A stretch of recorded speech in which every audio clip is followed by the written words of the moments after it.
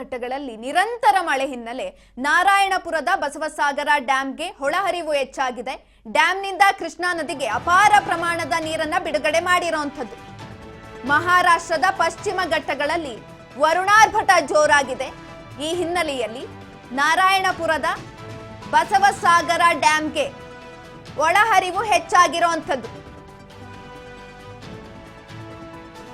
ಡ್ಯಾಂನಿಂದ ಕೃಷ್ಣಾ ನದಿಗೆ ಅಪಾರ ಪ್ರಮಾಣದ ನೀರನ್ನ ಬಿಡುಗಡೆ ಮಾಡಲಾಗಿದೆ.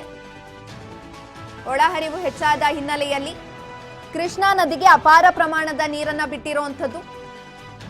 ಜಲಾಶಯದಿಂದ ಕೃಷ್ಣಾ ನದಿಗೆ 75,000 ಕ್ಯೂಸೆಕ್ ನೀರನ್ನ ಬಿಡುಗಡೆ ಮಾಡಲಾಗಿದೆ.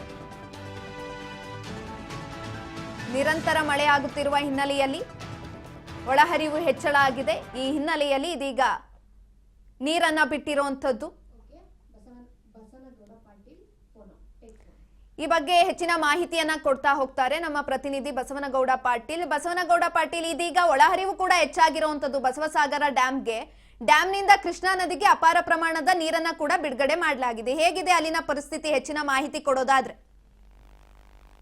ಸುಕನ್ಯಾ, ಏನು ಮಹಾರಾಷ್ಟ್ರದ ಪಶ್ಚಿಮ ಘಟ್ಟದಲ್ಲಿ ಏನು ನಿರಂತರ ಮಳೆ ಅತಿ ಹೆಚ್ಚು ಸುರಿಯುತ್ತ ಹಿನ್ನೆಲೆಯಲ್ಲಿ ಏನು ನಾರಾಯಣಪುರ ಬಸವಸಾಗರ ಜಲಾಶಯ ಹೆಚ್ಚು ಒಳಹರಿವು ಕಂಡು ಬರ್ತಾ ಇದೆ. ಇನ್ನು ಯಾದಗಿರಿ ಜಿಲ್ಲೆಯ ಬಸವಸಾಗರ ಡ್ಯಾಮಿನಲ್ಲಿ ಈಗಿನ ನೀರಿನ ಪ್ರಮಾಣ ಹೆಚ್ಚಾಗ್ತಾ ಇದೆ. ಅಂದ್ರೆ ಬಸವಸಾಗರಕ್ಕೆ ಏಕಾಏಕಿ ಕೃಷ್ಣಾ ನದಿಗೆ ನೀರು ಪ್ರಮಾಣ ಹೆಚ್ಚಾಗುತ್ತೆ. ಹಾಗಾಗಿ 75,000 ಕ್ಯೂಸೆಸ್ ಕೂಡ ನೀರು ಈಗ ನದಿಗೆ ಹರಿಸ್ತಾ ಇದ್ದಾರೆ.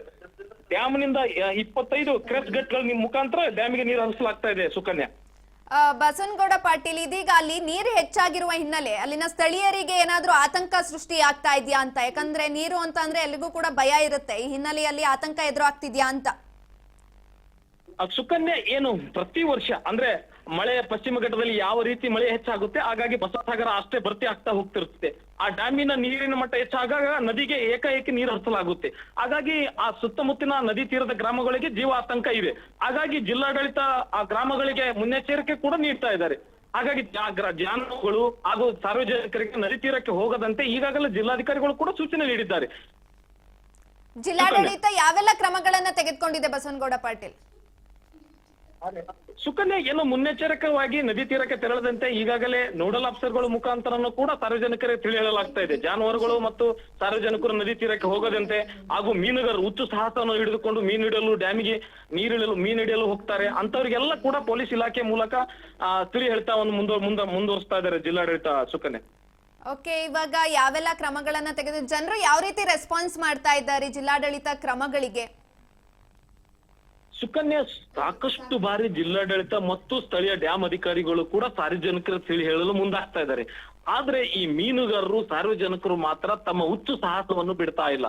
ಹಾಗಾಗಿ ಜಿಲ್ಲಾಡಳಿತಕ್ಕೂ ಮತ್ತು ಡ್ಯಾಮಿಗೆ ಅಧಿಕಾರಿಗಳಿಗೆ ಒಂದು ದೊಡ್ಡ ತಲೆನೋವಾಗಿದೆ. ಯಾಕಂದ್ರೆ ಮೀನುಗಾರರಿಗೆ ಸಾಕಷ್ಟು ಬಾರಿ ಹೇಳಿದ್ರು ಕೂಡ ನದಿಗೆ ಇಳಿತಾರೆ ಮೀನು ಹಿಡಿಯಲು. ಹಾಗಾಗಿ ಜಿಲ್ಲಾಡಳಿತಕ್ಕೆ ದೊಡ್ಡ ಟೆನ್ಷನ್ ಆಗಿದೆ. ಯಾವ ರೀತಿ ನಿಭಾಯಿಸ್ತಾರೆ ಎಂಬುದು ಕೂಡ ಕಾದು ನೋಡ್ಬೇಕಾಗುತ್ತೆ. ಸುಕನ್ಯಾ, ಓಕೆ, ಧನ್ಯವಾದ.